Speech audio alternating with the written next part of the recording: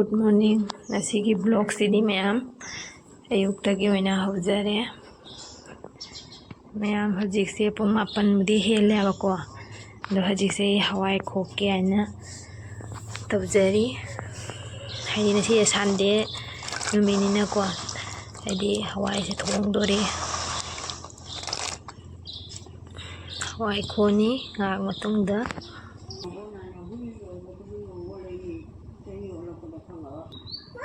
Mayam ai hujik hawai se khokpa hawani abako. Hawai se ikhanta haidi mayam khokpa sidi waidana ko. Aduna akoi asigi nungse. Si nungsina mayam sina takthani abako. Taga paka se taithoe akoi di nutigi paka se taithokse yaba. Haidi kano mangon-dari asidi taibe mayam paidana ko mayam lai khurambagi.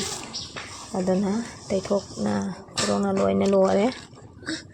Semana pakasiga hawai se mayam thamaga ikhantadi jam haidi khokpado waidana aduna khorala isan pasu aigi mateng pangbige lao mana sinung sina semana takta maya ikhantana video se taubaina wai karina da mobile se na mo lao se taugaga mana phone loidi Jang itu nak ko, jadi koi hawai amon tak kok pasti kucuna abnya ba. Jadi sini samne mana kita taujari, sam juga. Mau kerja jangan ko.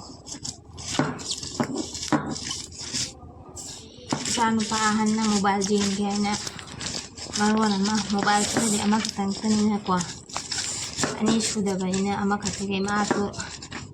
Jinge hani thaui ena nai ko ai video am ta hogi ge duina jinge Mau yang bela seluruh ni, jam nak potong tu, potong ada, ada pot. kali tu ini ngah tu hari ke? Kalau yang macam ini sot kita gay. Yang ingat masa tu ahan tu na. Apa ikan video tu ni beraya?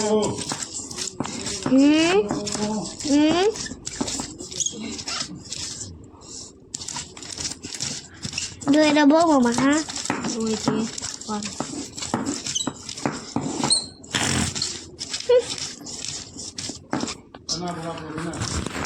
Sana ada wala agak.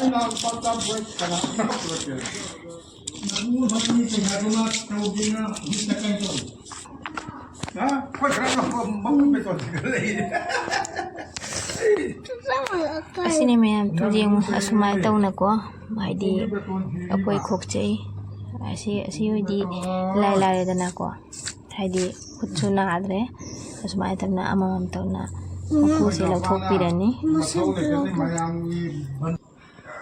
Mayam ini saja na hawai makuisi kokpa loi dia bako, hawai kokpa loi na imung da kusanjare, jangan laki mayam da. Mayam tu asini. Jadi nunggu nak koi me asyik me ali bani ko hanagi hapung dia itare ali bahwa ini aduna nungduna ina jadi takhari me ko oi di kucuri banna adre tadi kubinya semai tahu beda nah itu nak ko aduna yang hawai se kopa foto lojare sini me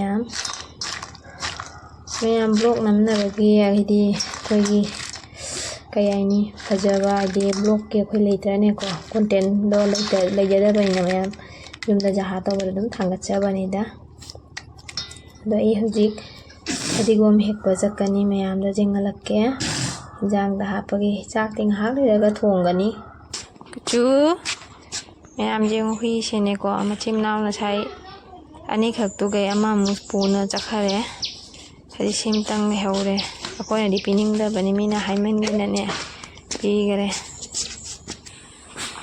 mayam da khoi turien gi view se jengalake mayam jengo ada nupa ma turien mayai da nga phari mare mayam jeng nga pha dei tauri mayam jengo se ni ma ti jengan gre sini ayo di padigom khara hek se gi ge ꯐꯗꯤꯒꯣꯝꯁꯦ ꯃꯌꯥꯝ ꯃꯄꯥꯟꯒ ꯁꯥꯔꯦ ꯌꯦꯡꯉꯨ ꯃꯄꯥꯟꯒ ꯁꯥꯅ ꯆꯥꯎꯕꯅ ꯂꯣꯏꯔꯦ ꯍꯧꯖꯤꯛ ꯍꯤꯟꯖꯥꯡꯗꯀꯣ ꯍꯋꯥꯏ ꯊꯣꯡꯕꯗ ꯁꯤꯁꯦ ꯍꯥꯞꯇꯣꯏꯅꯤ ꯁꯤ ꯈꯔ ꯐꯣꯏꯔꯒꯦ ꯀꯣꯂꯤ ꯍꯋꯥꯏꯁꯨ ꯃꯔꯨꯝ ꯆꯪꯕ ꯍꯧꯖꯔꯦ ꯃꯌꯥꯝ ꯀꯣꯂꯤ ꯍꯋꯥꯏꯁꯤꯁꯨ ꯃꯔꯨꯝ ꯆꯪꯒꯜꯂꯦ ꯃꯌꯥꯝ ꯌꯦꯡꯉꯨꯇꯣ ꯀꯣꯂꯤ ꯍꯋꯥꯏꯁꯨ ꯃꯔꯨꯝ ꯆꯪꯒꯜꯂꯦ ꯈꯔ ꯂꯩꯔꯒꯗꯤ ꯑꯁꯤ ꯑꯃꯨꯛ ꯐꯨꯛꯄ ꯌꯥꯔꯅꯤ ꯅꯤꯅꯦ ꯀꯣꯂꯤ ꯍꯋꯥꯏ ꯐꯨꯏꯔꯣ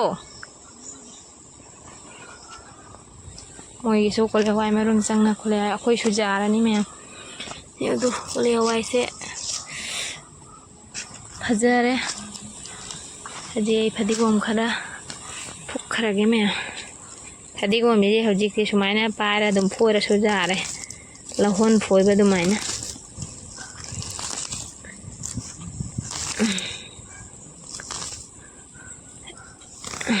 ꯁꯦ ꯃꯌꯥꯝ ꯈꯔꯗꯤ ꯐꯣꯏꯖꯔꯦ ꯑꯁꯤ ꯃꯨꯆꯠꯂ ꯃꯅꯥ ꯃꯟꯊꯣꯛꯑꯅꯤ ꯃꯅꯥ ꯃꯟꯊꯣꯛꯑꯒ ꯑꯗꯨꯒ ꯏꯟꯖꯥꯡꯗ ꯍꯥꯞꯄꯒꯤ ꯇꯧꯔꯅꯤ ꯅꯣꯏꯒꯤꯗꯤ ꯀꯣꯂꯤ ꯍꯋꯥꯏ ꯐꯖꯔꯝꯒꯅꯦꯕ ꯑꯩꯈꯣꯏꯒꯤ ꯈꯔ ꯋꯥꯠꯂꯤ ꯃꯔꯨꯝꯗꯤ ꯆꯪꯉꯦ ꯄꯥꯟꯕ ꯈꯔ ꯋꯥꯠꯂꯦꯕ ꯑꯣ ꯅꯣꯏꯒꯤꯁꯨ ꯁꯤꯅꯤ ꯑꯩꯈꯣꯏꯁꯨ ꯁꯨꯃꯥꯏꯅꯅꯤ ꯀꯌꯥꯝ ꯐꯣꯏꯔꯒꯦ ꯃꯈꯥꯒꯤꯁꯦ ꯐꯕ ꯋꯥꯠꯂꯦ ꯃꯈꯥꯒꯤ ꯅꯠꯇꯦ ꯃꯈꯥꯒꯤꯁꯤꯅꯤ ꯅꯠꯇ꯭ꯔꯥ ꯐꯔꯤꯗꯣ ꯃꯌꯥꯝꯁꯦ ꯑꯩꯈꯣꯏ ꯅꯤꯅꯦ ꯍꯣꯏꯒꯤꯅꯤ ꯅꯣꯏꯒꯤ ꯑꯥꯂꯨꯒꯁꯦ ꯐꯖꯩꯌꯦ ꯅꯨꯡꯁꯥ ꯁꯥꯔꯤꯕ ꯑꯩ ꯀꯥꯔꯒꯦ